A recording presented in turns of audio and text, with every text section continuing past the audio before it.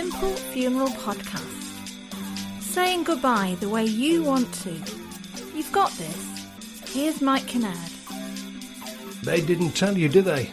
Well, sadly, they didn't tell many people. In fact, most people had to find out by themselves. Yep, most people had to work out that they weren't given all the options when it came to saying goodbye to their loved one. Because it's neat and tidy if everything is done the way it's always been done forever and ever and ever. And if you start giving families a choice, well, they might like choosing and choose choice and not choose what they want them to choose, and that's not choice, I think.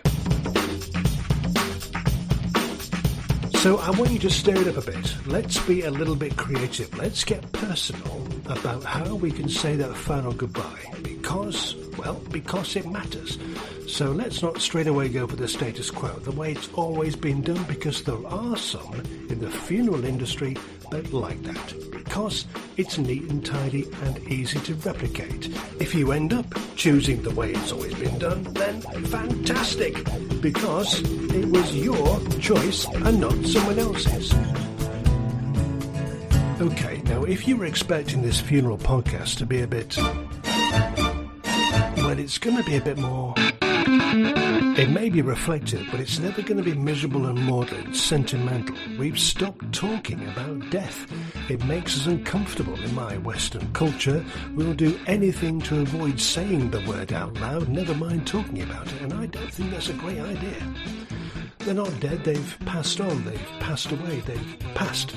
Not talking makes it dark and unknown, and it's a massive hurdle when the time comes around. It did when my family members died, but that's a long time ago.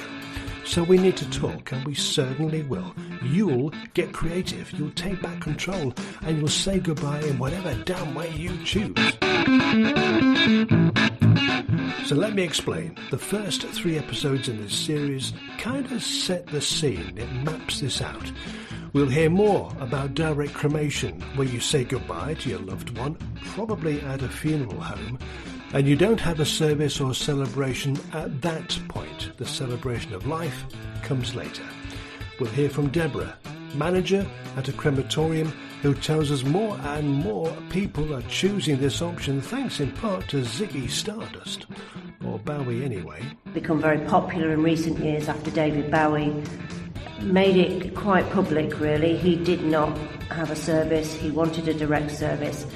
The current trend is which is increasing, is over 2% of all funerals take the direct cremation route. And then, of course, we have some people that just want an earlier, more simple service. So trends are changing towards direct funerals now anyway. Alistair did the very thing you think that you can't. He wrote and he delivered the funeral for his own mum, with absolutely no previous experience, and to ramp it up, he did that within the tight timescale set by the crematorium. How did you feel at the end of the process? I thought it was quite cathartic. You were able to structure that celebration the way that fitted you and you knew would fit your family, because you weren't following anyone else's preconceived ideas, were you? No, I wasn't. I kind of made it up. But as I say, I had seen you. I'd been at a service that you'd led and done very, very effectively, and I suspect there was some structure that came from that. That it is the devil is in the detail, Mike, and that's where you need somebody who's going to engage fully with this process. It is a job that needs to be done. And if you're able and willing and capable of doing it, fine. I think it can be a great experience. And we'll go for a walk. It was recorded during the COVID-19 pandemic. We go for a legally permitted at the time walk to find a quiet place to think and plan and work out the way we need to say goodbye. And we do that by clearing our head, looking around us and pressing life's reset button. And it's only when you do stop that you see everything in a completely different way. So we've found a public footpath. When I say footpath, it's a fairly well walked track through a wood. More lorries driving by. So I'm looking for these little signs, like little stickers on the fence posts with a bright yellow arrow, and that tells us it's a public right of way. Please keep to the path. Thank you. Well, we will do. And I'm going to somewhere in particular, and I'll tell you when we get there. But again, for now, you just see things that you just don't normally see. Even if you go for a walk, like at the weekends, you don't see half these things because your mind's in another place. You're thinking about work and you're thinking about this and that and everything. That's the next 3 to summarise the whole Thinking About a Simple Funeral podcast, and may prove there is a way forward. Alistair wrote and delivered his mum's funeral in the conventional setting.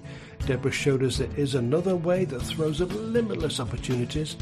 And I go for a walk with my wife to find a place that gives us time to stop, to think this whole flipping thing through.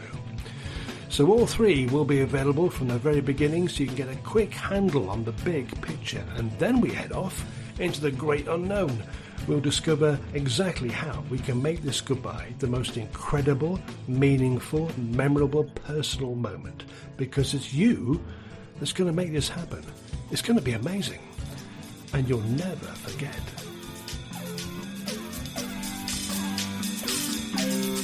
That was another Simple Funeral podcast with Mike Kinnaird. Any way we can help you, then email Mike right now. Mike@thebestspeeches.com. Mike@thebestspeeches.com.